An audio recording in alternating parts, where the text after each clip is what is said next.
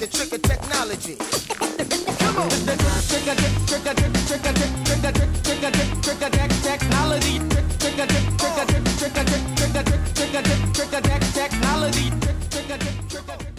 Today we're going to go through how to customize fonts when you're trying to do some word types or letter forms or any type of logo, rather than spending hours trying to come up with your own custom font.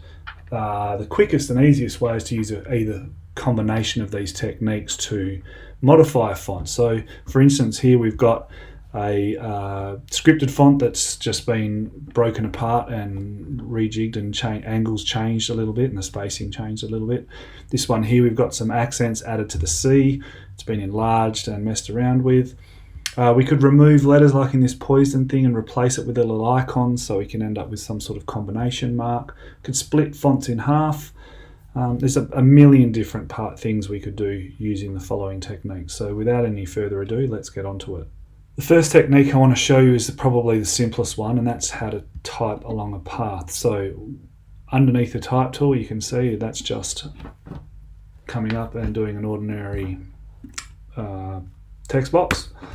Underneath that, we have the ability to type along a path. We've got a lot of other objects you can play with. We're just going to go through the simple ones today. So we type along a path. If I click along any path, so for instance here or here, we can have some fonts or something to mess around with. It's worth noting to control this, it's a good quick little thing to understand. There's two bars on the side here. This represents the start of the paragraph. This represents the end of the space you have to type it in. So we can center it between those 2 points. We can align it to the right, or we can align it to the left. So we can use this to control how the font actually sits. I might just have to move this around a bit. How the font actually sits and whether it sits evenly. We could do something like put a guideline across here and then use that as a guide for getting those letters sitting nice and straight. Either way, that's the type tool. There's one more little thing I'll show you here. It's a bit hard to see while the font's so big. Let me just make it a bit smaller. There's a third line in the middle here, and that allows you to swap from aligning outside to inside or the other side of the stroke.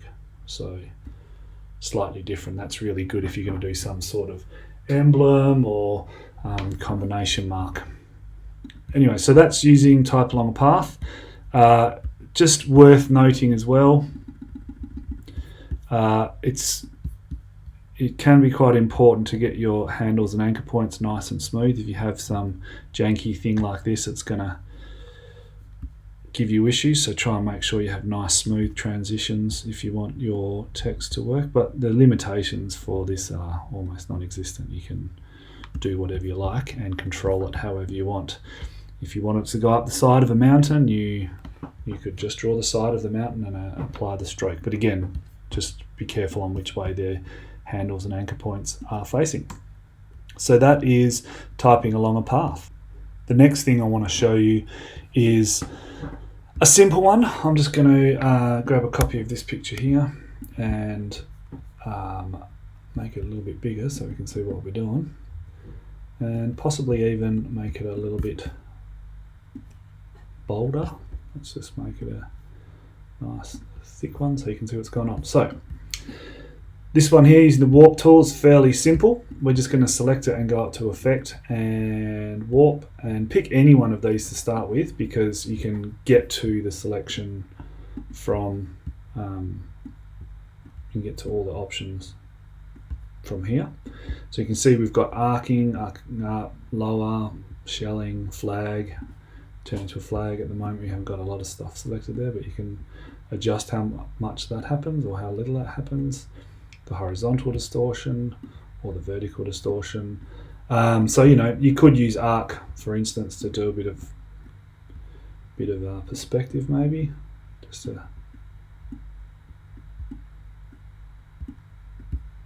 to make it a little less subtle.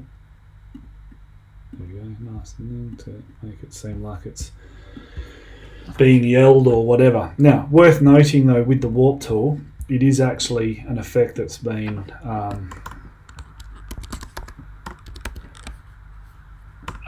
added to it. So if you want to do anything to it, you're going to have to go to Object and expand the appearance.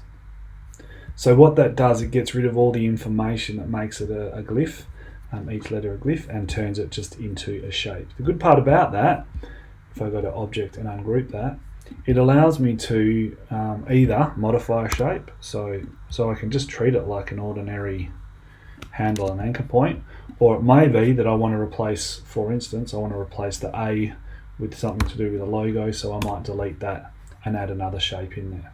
So the warp tool is pretty simple to use. It's a little unpredictable and takes a bit of messing around, but you can have a go at that one. The next one I want to show you is expanding and modifying.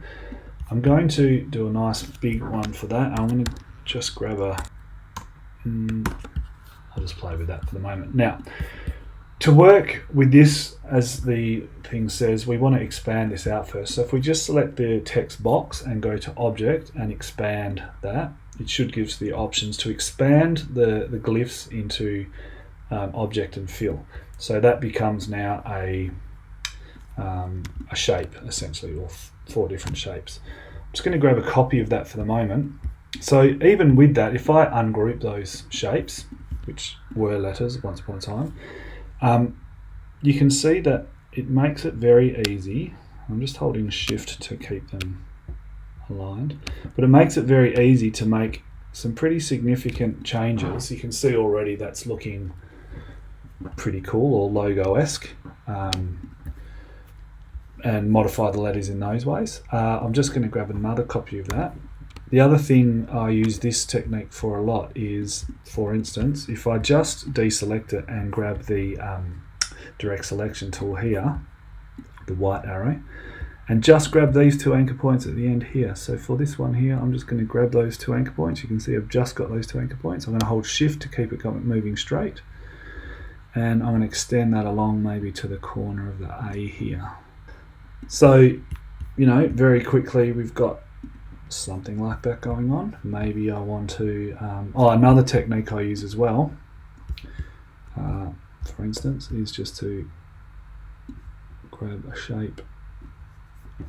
So as long as I know that this is the same thickness, I can use this shape to do a lot of different stuff. For instance, let's join the A in the L there. So you can see there, if I'd extended that across, that would have interfered with this little void or negative space in the A. So I'm just going to do that. And you know, there's a million different things you could do with this. Because it's a shape, I could just grab that together and pathfind all that together. So you can see now that is just one shape. I could, I don't know, do a little sports logo here. Maybe I'm going to grab that shape there and knock it out of there. So you can see we've got a endless amount of possibilities that we could do with that. Another thing we could do is add to this as well. So any shape, any form, if we want to do like a swirl underneath it or add aspects to it, it's really not that hard to modify it as you would any shape.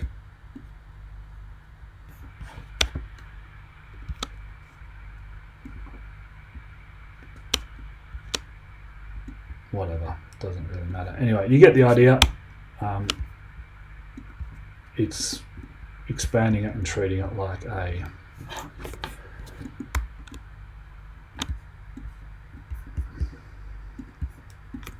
whatever. Okay, so we can. That's probably the most utilized that I do. Another method we can use is envelope distort. This is a really good one. It has some mixed results, so you have to experiment with it, but I'm just going to grab a copy of this. The thing with this is you need to make sure that the topmost shape, so you can see the red is sitting behind there, so I'm going to go to Object, Arrange, and bring it to the front. You need to make sure that the object that you want it to warp to the shape is actually above it. One thing you can do here is just swap stroke and fill now that I know that it's in front, and I'm just going to maybe do something like that.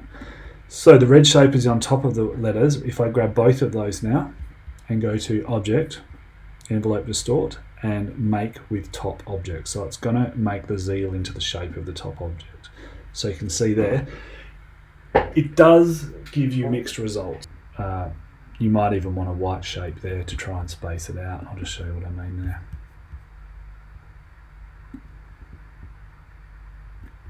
So it won't see it.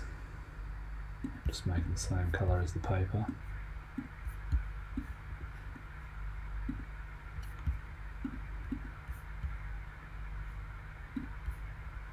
There we go. So it's given that L a little bit more space there just by putting the white there. So there you go. There's a few different options. And can I say, actually I should show you this, can I say depending upon the shape you get some ridiculously weird results. So if I take that shape there and these letters here, make sure the star is on top, Object Arrange to, Object Arrange to front, and then Object Envelope Distort. So it can't be used with every object and can be used sparingly, but it's really good when you want to do flags and banners and things like that. And you can also deal with flags and banners using this technique here. Anyway, there you go.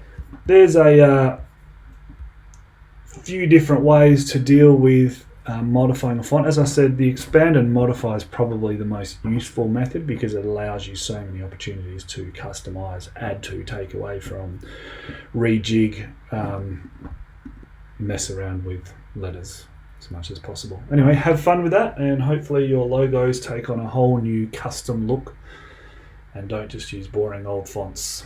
You know what you came to do. Put 'em up, come on. Put 'em up, come on. It's the trick, technology.